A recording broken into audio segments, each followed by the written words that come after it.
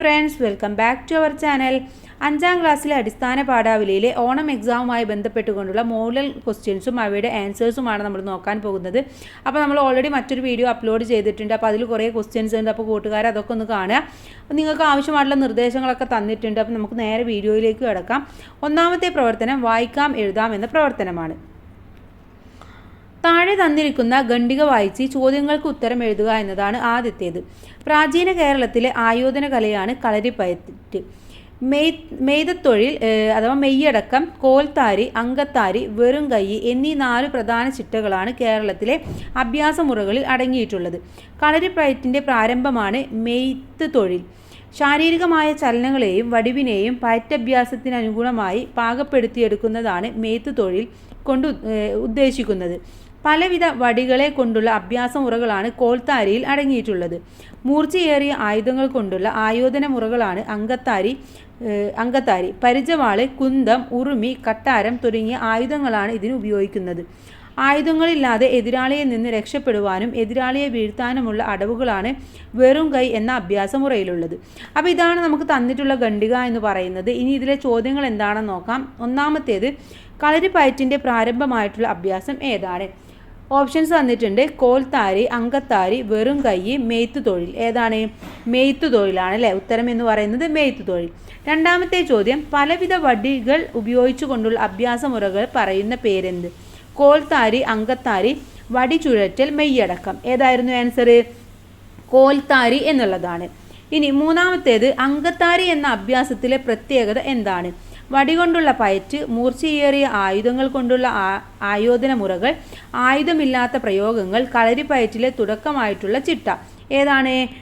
നമുക്കറിയാം, മൂർച്ചയേറിയ ആയുധങ്ങൾ കൊണ്ടുള്ള ആയോധന മുറകളാണ്. ഇനി നാലാമത്തേത്, കളരിപ്പയറ്റിൽ ഉപയോഗിക്കുന്ന ആയുധങ്ങളിൽ പെടാത്തത് ഏതെന്നാണ് ചോദിച്ചിട്ടുള്ളത്.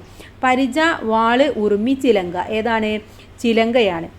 അഞ്ചാമത്തേത്, ആയുധമില്ലാതെ എതിരാളിയെ വീഴ്ത്തുന്ന അടവ് ഏത്? കോൽത്താരി, മെയ്യടക്കം, വെറും കൈ, കുട്ടിക്കരണം. ഏതാണ്? വെറും കൈ എന്നുള്ളതാണ്. അപ്പോൾ നമ്മൾ 5 ചോദ്യവും അതിൻ്റെ ഉത്തരവും നോക്കി. അടുത്തത് നോക്കൂ, ഒരു ഡയറി കുറിപ്പാണ്. ഒരു വീരനായകൻ്റെ അഭിമാനത്തോടെയും സന്തോഷത്തോടെയുമാണ് തകാഹാഷി സമ്മാനങ്ങൾ സ്വീകരിക്കാനെത്തിയത്. എല്ലാത്തിനും ഒന്നാമതായതിനാൽ ഒന്നിനു പിന്നാലെ ഒന്നായി സമ്മാനം വാങ്ങിക്കൊണ്ടിരിക്കുന്ന അവനെ മറ്റു കുട്ടികൾ അസൂയയോടെ നോക്കി. നമ്മുടെ ടോമോയിലെ കായികമേളയിലെ ഒരു കൊച്ചു ഭാഗമാണ് തന്നിട്ടുള്ളത് അല്ലേ. ഇനി അന്നേ ദിവസം തകാഹാഷി എഴുതാനിടയുള്ള ഡയറി കുറിപ്പ് എപ്രകാരമാവാം എഴുതി നോക്കൂ എന്നാണ് പറയുന്നത്. അപ്പോൾ തകാഹാഷിയുടെ ഡയറിയാണ് കൂട്ടുകാരെ നമ്മൾ എഴുതേണ്ടത്. അപ്പോൾ നമുക്ക് അതൊന്ന് നോക്കാം. എങ്ങനെ എഴുതാം? ഡയറി എഴുതുമ്പോൾ ദിവസവും അതുപോലെ തന്നെ തീയതിയും ഉണ്ടായിരിക്കണം. അഥവാ ഇപ്പോൾ ഇന്ന് ഏത് ദിവസമാണ്? വ്യാഴാഴ്ച അല്ലേ. അപ്പോൾ വ്യാഴം എന്ന് എഴുതണം. അതിനുശേഷം ഡേറ്റും ഉണ്ടായിരിക്കണം. എന്നിട്ട് എഴുതാം, എൻ്റെ ജീവിതത്തിലെ ഏറ്റവും വിലപ്പെട്ട ദിവസമാണിന്ന്. എല്ലാവരേക്കാളും ചെറുതായതുകൊണ്ട് ഞാൻ ഒരു കളിയിലും പങ്കെടുക്കുന്നില്ല എന്ന് വിചാരിച്ച് മാറി നിൽക്കുകയായിരുന്നു. കൊമ്പയാശി മാസ്റ്ററും മറ്റ് അധ്യാപകരും എന്നെ നിർബന്ധിച്ച് എല്ലാ കളികളിലും പങ്കെടുപ്പിച്ചു. ആദ്യമൊക്കെ എനിക്ക് ആവേശമൊന്നും തോന്നിയില്ല. എല്ലാവരും എന്നേക്കാൾ വലുത്. പക്ഷേ മാസ്റ്റർ പ്രോത്സാഹിപ്പിച്ചപ്പോൾ എൻ്റെ കുറിയ കാലുകളുമായി ഞാൻ ഓടി, ചാടി, മീൻവായിലോട്ടം നടത്തി, റിലേയിൽ പങ്കെടുത്തു. എല്ലാവരും വലിയ ശരീരവുമായി ഓടുകയും ചാടുകയും ചെയ്തപ്പോൾ ഞാൻ എല്ലാവരേക്കാളും മുന്നിലെത്തി. ഒരു തവണ വിജയിച്ചപ്പോൾ എനിക്ക് വല്ലാത്ത ആത്മവിശ്വാസം തോന്നി. എല്ലാ കളിയിലും പങ്കെടുത്തത് അങ്ങനെയാണ്. എല്ലാത്തിനും ഞാൻ മുന്നിലെത്തി. കൂട്ടുകാരെല്ലാം എന്നെ അത്ഭുതത്തോടെയും അസൂയയോടെയും നോക്കിയപ്പോൾ എനിക്ക് വല്ലാത്ത അഭിമാനം തോന്നി. എനിക്കും നേട്ടങ്ങൾ കീഴടക്കാൻ കഴിയും എന്ന തോന്നൽ. എല്ലാത്തിനും നന്ദി പറയേണ്ടത് പ്രിയപ്പെട്ട കൊമ്പയാശി മാസ്റ്ററോടാണ്. അദ്ദേഹം എന്നെപ്പോലുള്ളവരെ കൂടി പരിഗണിച്ചുകൊണ്ടാണ് പുതിയ പുതിയ മത്സരങ്ങൾ സംഘടിപ്പിച്ചത്. അപ്പോൾ ഇതായിരിക്കും നമ്മുടെ തകാഹാഷി എഴുതുന്ന ഡയറി കുറിപ്പ് എന്ന് പറയുന്നത്. ഇനി ഇതിലൊരു ചോദ്യം കൂടിയുണ്ട്. മറ്റു സ്കൂളിൽ നിന്നും വ്യത്യസ്തമായി ടോമോയിലെ എലമെൻ്ററി സ്കൂളിൽ നടത്തിയ കായിക മത്സരം ഏത്? വടംവലി, മീൻവായിലോട്ടം, റിലേ, 3 കാലിലോട്ടം. ഏതായിരുന്നു? മീൻവായിലോട്ടം എന്നുള്ളതാണ്. ഓക്കെ, മീൻവായിലൂടോട്ടം. ഓക്കെ. ഇനി പ്രവർത്തനം 3 വിവരണമാണ്. അന്നങ്ങൾ പോലെ നടന്നതിന് പിന്നാലെ അന്നല്ലേ പോലെ കരഞ്ഞു പിന്നെ. കാട്ടിലെ കിളികളിലെ 2 വരികളാണ് തന്നിട്ടുള്ളത്. കണ്ണൻ്റെയും കൂട്ടുകാരുടെയും കാട്ടിലെ കളികൾ പരിചയപ്പെട്ടല്ലോ. നിങ്ങൾ കൂട്ടുകാരുമായി ചേർന്ന് കളിച്ച ഒരു കളിയുടെ വിവരണം എഴുതൂ എന്നാണ് പറഞ്ഞിട്ടുള്ളത്. അപ്പോൾ നമുക്ക് ഒരു കളിയുടെ വിവരണം ഒന്ന് നോക്കാം. ഞങ്ങൾ കളിക്കാറുള്ള ഒരു കളിയാണ് ഇട്ടുലി പാത്തൂലി ചൂട് തണുപ്പ് കളി എന്നും ഇതിനെ പറയാറുണ്ട്. എത്ര പേർ വേണമെങ്കിലും ഈ കളിയിൽ പങ്കെടുക്കാം. എല്ലാവരും ഒരേ ദിശയിൽ നോക്കി കണ്ണടച്ചിരിക്കും. കൂട്ടത്തിൽ ഒരാളെ മാറ്റി നിർത്തിയിട്ടുണ്ടാകും. ആ കുട്ടി ഒരു സേഫ്റ്റി പിൻ ആരും കാണാതെ എവിടെയെങ്കിലും ഒളിപ്പിക്കും. ഒളിപ്പിച്ച ശേഷം കണ്ണടച്ചിരിക്കുന്നവരോട് കണ്ടുപിടിക്കാൻ പറയും. കണ്ടുപിടിക്കാൻ ശ്രമിക്കുന്ന സമയത്ത് അതിൻ്റെ അടുത്ത് അവരെത്തുമ്പോൾ ചൂട് ചൂട് എന്ന് പറയും. അകലെയാണെങ്കിൽ തണുപ്പ് തണുപ്പ് എന്ന് പറയും. പിന്നിന് വളരെ അടുത്തെത്തുമ്പോൾ കൊടും ചൂട് എന്ന് പറയും. വളരെ അകലെയാണെങ്കിൽ കൊടും തണുപ്പ് എന്ന് പറഞ്ഞ് ഒളിപ്പിച്ച ആൾ മറ്റുള്ളവരെ സഹായിക്കും. സേഫ്റ്റി പിൻ ആദ്യം കണ്ടുപിടിക്കുന്നയാളാണ് രണ്ടാമത് ഒളിപ്പിക്കുക. വളരെ രസകരമായ ഒരു കളിയാണിത്. അപ്പോൾ ഇവിടെ ഒരു കളിയെക്കുറിച്ചിട്ടുള്ള ഒരു കുറിപ്പാണ് തന്നിട്ടുള്ളത്. അപ്പോൾ ഇത്തരത്തിൽ എന്തെങ്കിലും ഒരു കളിയെക്കുറിച്ചിട്ട് നിങ്ങളുടെ അടുത്തും എഴുതാൻ പറയും. അപ്പോൾ നിങ്ങൾക്ക് അറിയാവുന്ന ഒരു കളിയെക്കുറിച്ചിട്ട് നിങ്ങൾക്ക് എഴുതാവുന്നതാണ്. ഓക്കെ, ഇനി ഇതിലെ അടുത്തൊരു ചോദ്യം, ബി ചോദ്യം നമുക്ക് നോക്കാം എന്താണെന്ന്. പറയുക എന്നർത്ഥം വരുന്ന പദം താഴെ കൊടുത്തിരിക്കുന്നവയിൽ ഏതാണ്? പേശുക, നടന്നാറ്, നന്ദി, വിളങ്ങിന. ഏതായിരുന്നു? പേശുക എന്നുള്ളതാണ്. ഇനി അടുത്ത പ്രവർത്തനം കുറിപ്പാണ്. ഒന്നും ആൺകുട്ടികളുടെ കുത്തകയല്ല. അങ്ങനെ ചിന്തിക്കുന്നത് നല്ല ആൺകുട്ടികളുടെ ലക്ഷണവുമല്ല. പന്തു കളിക്കാൻ ഒരു പെൺകുട്ടി എന്നതിലെയാണ്. പ്രതികൂല സാഹചര്യങ്ങളെ മറികടന്ന് കായിക മേഖലയിൽ തിളക്കമേറിയ പ്രകടനങ്ങൾ കാഴ്ചവെച്ച നിരവധി പേരുണ്ട്.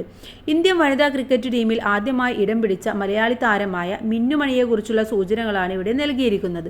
സൂചനകൾ വികസിപ്പിച്ച് കുറിപ്പ് തയ്യാറാക്കാനാണ് പറയുന്നത്. അപ്പോൾ സൂചനകൾ എന്തൊക്കെയാണെന്ന് വായിക്കാം.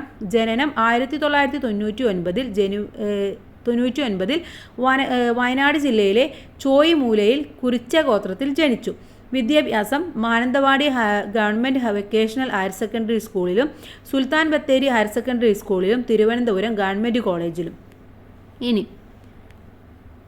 കളിയിലെ താൽപ്പര്യം. 10ാം ക്ലാസ്സിൽ ആൺകുട്ടികളുമായി വയലിൽ ക്രിക്കറ്റ് കളിച്ചു നടന്ന മിന്നുമണിയെ ഫിസിക്കൽ എഡ്യൂക്കേഷൻ ടീച്ചറായ എൽസാമയാണ് കൈപിടിച്ചുയർത്തിയത്. വയനാട് ജില്ല അണ്ടർ 16 ടീമിൽ ഇടം നേടിയ മിന്നുമണി 2019 അണ്ടർ 23 ഏകദിന ചലഞ്ചർ ട്രോഫിയിൽ ഇന്ത്യ ബ്യൂ ടീമിനെ പ്രതിനിധീകരിച്ചു. 2023 ഇന്ത്യൻ വനിതാ ക്രിക്കറ്റ് ടീമിൽ ഇടം നേടിയ മിന്നുമണി വനിതാ പ്രീമിയർ ലീഗിൽ ഡൽഹി ക്യാപിറ്റൽസിനായി കളിക്കുന്നു. ഓക്കെ, ഇത്രയുമാണ് തന്നിട്ടുള്ളത്. ഇനി ഇത് വെച്ചുകൊണ്ട് നമുക്ക് എങ്ങനെ എഴുതാം? വയനാട്ടിലെ ചോയ്മൂല എന്ന ഗ്രാമത്തിൽ 1999 മിന്നുമണി ജനിച്ചത്. ആയോധന പാരമ്പര്യമുള്ള കുറിച്ച ഗോത്രത്തിലാണ് മിന്നുമണി പിറന്നത്. Mananthavady government vocational higher secondary സ്കൂളിൽ പഠിക്കുന്ന കാലം ആൺകുട്ടികളുമായി വയലിൽ ക്രിക്കറ്റ് കളിച്ചു നടന്ന മിന്നുമണി അധ്യാപികയായ എൽസമ്മ ടീച്ചറുടെ ശ്രദ്ധയിൽപ്പെട്ടു.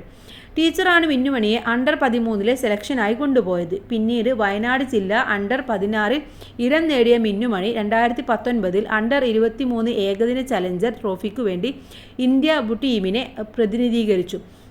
2023 ഇന്ത്യൻ വനിതാ ക്രിക്കറ്റ് ടീമിൽ ഇടം നേടിയ മിന്നുമണി കേരളത്തിൽ നിന്നും വനിതാ ക്രിക്കറ്റ് ടീമിലെത്തിയ ആദ്യ മലയാളി താരമെന്ന ബഹുമതി അർഹമായി. ഓക്കെ, അപ്പോൾ ഇത്തരത്തിൽ കുറച്ച് സൂചനകൾ തന്നിട്ട് കുറിപ്പ് എഴുതാനും പറയും. ചിലപ്പോൾ ജീവചരിത്ര കുറിപ്പ് എഴുതാൻ പറയും. അപ്പോൾ കൂട്ടുകാർ തന്നിട്ടുള്ള ഇൻഫർമേഷൻസ് എന്തൊക്കെയാണോ അതിനെ ഒന്ന് വൈഡാക്കി എഴുതിയാൽ മാത്രം മതി. ഇനി ഇതിലെ ബി ചോദ്യം, നേടിയെടുത്തു എന്ന പദം പിരിക്കുമ്പോൾ ശരിയായത് ഏത്? നേടിയെടുത്തു, നേടിയ പ്ലസ് എടുത്തു നേടിയ, എടുത്തു നേടി പ്ലസ് എടുത്തു. ഇതിൽ ഏതാണ് ശരിയായത്? നേടിയെടുത്തു എന്നാണ്. നേടി പ്ലസ് എടുത്തു ആണോ? നേടിയ പ്ലസ് എടുത്തു നേടിയ പ്ലസ് എടുത്തു ആണോ? നേടി പ്ലസ് എടുത്തു ആണ്. ഏതാണ് ശരിയായത്? നേടി പ്ലസ് എടുത്തു എന്നുള്ളതാണ്. ഇനി അടുത്തതൊരു കുറിപ്പാണ്. കാട്ടിലെ കളികൾ എന്ന കവിത പഠിച്ചല്ലോ. ഈ ശീർഷകം കവിതാഭാഗത്തിന് എത്രമാത്രം ഉചിതമാണ്? കുറിപ്പായി എഴുതൂ എന്നാണ് പറഞ്ഞിട്ടുള്ളത്. അപ്പോൾ എങ്ങനെ എഴുതാം? കണ്ണനും കൂട്ടുകാരും കന്നുകാലികളെ മേയ്ക്കാനായി കാട്ടിൽ പോകുമ്പോൾ പലതരം കളികൾ ഏർപ്പെടുന്നതാണ്. കവിതാഭാഗം കാട്ടിൽ ചെന്നിട്ട് ഭക്ഷണം കഴിക്കാമെന്ന് തീരുമാനിച്ച അവർ രാവിലെ തന്നെ പുറപ്പെടുന്നു. മയിലുകൾ കൂകുമ്പോൾ അവയെ അനുകരിച്ചു കൂവുകയും കുയിലുകൾ പാടുമ്പോൾ ഒപ്പം പാടുകയും ചെയ്തു അവർ. അന്നങ്ങളുടെ പിന്നാലെ അവയെപ്പോലെ കരഞ്ഞുകൊണ്ട് പതിയെ നടന്നു. ഇങ്ങനെ കണ്ണൻ്റെയും കൂട്ടുകാരുടെയും കണ്ണിലെ കളികൾ വിവരിക്കുന്ന കാവ്യഭാഗമായതിനാൽ ഈ തലക്കെട്ട് ഉചിതമാണ്. അപ്പോൾ ഇത്തരത്തിൽ ഒരു പാഠഭാഗം തന്നിട്ട് ആ പാഠഭാഗം അതിന് തലക്കെട്ട് ഉചിതമാണോ എന്ന് പറയാറുണ്ട്. ഇനി താഴെ തന്നിരിക്കുന്ന കഥ വായിച്ച് ആസ്വാദനം തയ്യാറാക്കാനാണ്. കുരുവിയും കാട്ടുതീയും എന്ന കഥയാണ് തന്നിട്ടുള്ളത്. കാട്ടിൽ തീ പടർന്നു. പക്ഷികളും മൃഗങ്ങളും ജീവനു വേണ്ടി പരക്കം പാഞ്ഞു. ഒത്തിരി മൃഗങ്ങൾ കാട്ടുതീയിൽ വെന്തു മരിച്ചു. ഈ സമയത്ത് ഒരു കൊച്ചുകുരുവി മാത്രം പുഴയിൽ നിന്ന് കൊച്ചു ചുണ്ടിൽ വെള്ളം നിറച്ച് ആളിക്കത്തുന്ന കാട്ടുതീ കെടുത്താൻ ശ്രമിച്ചുകൊണ്ടിരുന്നു. കുരുവി ഇത് പലതവണ ആവർത്തിച്ചു. ഇത് കണ്ട മഴദേവൻ കുരുവിയെ പരിഹസിച്ചുകൊണ്ട് ചോദിച്ചു, നീ എന്തു മടയത്തമാണ് കാണിക്കുന്നത്? ഇത്തിരി പോന്ന നിനക്ക് ഈ കാട്ടുതീ കെടുത്താനാവുമോ? കുരുവി പറഞ്ഞു, ഈ കാട്ടുതീ ഒത്തിരി മൃഗങ്ങളുടെയും പക്ഷികളുടെയും ജീവൻ എടുക്കുന്നത് കാണുന്നില്ലേ? അങ്ങേക്ക് ശക്തമായ ഒരു മഴ കൊണ്ട് ഈ കാട്ടുതീ അണക്കാം. ഞാൻ എനിക്കാവുന്നത് ചെയ്യുന്നു. ഇത്രയും പറഞ്ഞു കുരുവി തൻ്റെ ജോലി തുടർന്നു. തീ തൻ്റെ ജീവനെടുക്കും വരെ എന്നതാണ് കഥ. ഇനി ഇതിനാണ് ആസ്വാദന കുറിപ്പ് എഴുതേണ്ടത്. അപ്പം നമുക്ക് എന്തൊക്കെ കാര്യങ്ങൾ എഴുതാൻ പറ്റും കൂട്ടുകാരെ? എല്ലാ ജീവജാലങ്ങളുടെയും തുല്യ പരിഗണനയും സ്നേഹവും ഉണ്ടാകണം എന്ന് നമ്മെ ഓർമ്മിപ്പിക്കുന്ന ഒരു കഥയാണ് കുരുവിയും കാട്ടുതീയും. ഒരിക്കൽ ഒരു കാട്ടിൽ തീ പടർന്നു. മൃഗങ്ങളെല്ലാം ജീവനു വേണ്ടി പരക്കം പാഞ്ഞെങ്കിലും പലതും വെന്തു മരിച്ചു. ജീവികളുടെ ഈ അവസ്ഥ കണ്ട് ഒരു കൊച്ചു കുരുവി തൻ്റെ ചുണ്ടിൽ കൊള്ളുന്ന തുള്ളി വെള്ളം കൊണ്ടുവന്ന് തീ അണക്കാൻ ശ്രമിച്ചുകൊണ്ടിരുന്നു. ഇതുകണ്ട മഴദേവൻ കിളിയെ പരിഹസിച്ചു. മഴദേവന് ഒരൊറ്റ മഴ കൊണ്ട് ഈ കാട്ടുതീ അണക്കാമായിരുന്നില്ലേ എന്ന് അവൾ ചോദിച്ചു. അവളുടെ വാക്കുകൾ കേട്ടപ്പോഴാണ് മഴദേവന് തൻ്റെ തെറ്റ് മനസ്സിലായത്. ഇത്തിരി പോന്ന ആ പക്ഷി അപ്പോഴും തൻ്റെ ജോലി തുടർന്നുകൊണ്ടിരുന്നു. തീ തൻ്റെ ജീവനെടുക്കും വരെ അവനവൻ ജീവനേക്കാൾ മറ്റുള്ളവരെ ജീവന് വില കൽപ്പിക്കുന്നവരാണ് ഭൂമിയെ നിർത്തുന്നത് എന്ന് ഈ കഥ നമ്മെ ഓർമ്മിപ്പിക്കുന്നു. അപ്പോൾ ഈ കഥയിലൂടെ നമുക്ക് മനസ്സിലായിട്ടുള്ള പാഠം എന്ന് പറയുന്നത് എന്താണ്? തനിക്ക് ചെയ്യാൻ കഴിയുന്നത് താൻ ചെയ്യുക, അല്ലേ? അപ്പോൾ ഇത്രയുമാണ് ഈ ഒരു ക്വസ്റ്റ്യൻ പേപ്പർ എന്ന് പറയുന്നത്. അപ്പോൾ ഒരുവിധ ക്വസ്റ്റ്യൻസും നമ്മൾ ഡിസ്കസ് ചെയ്തു. ഇനി ഇമ്പോർട്ടൻറ്റ് ക്വസ്റ്റ്യൻസിൻ്റെ ഒരു വീഡിയോയും കൂടെ നമ്മൾ അപ്ലോഡ് ചെയ്യുന്നുണ്ട്. അപ്പോൾ എല്ലാ കൂട്ടുകാരും എല്ലാതും കാണുക, മനസ്സിലാക്കുക, നന്നായിട്ട് എക്സാം എഴുതുക. All the best.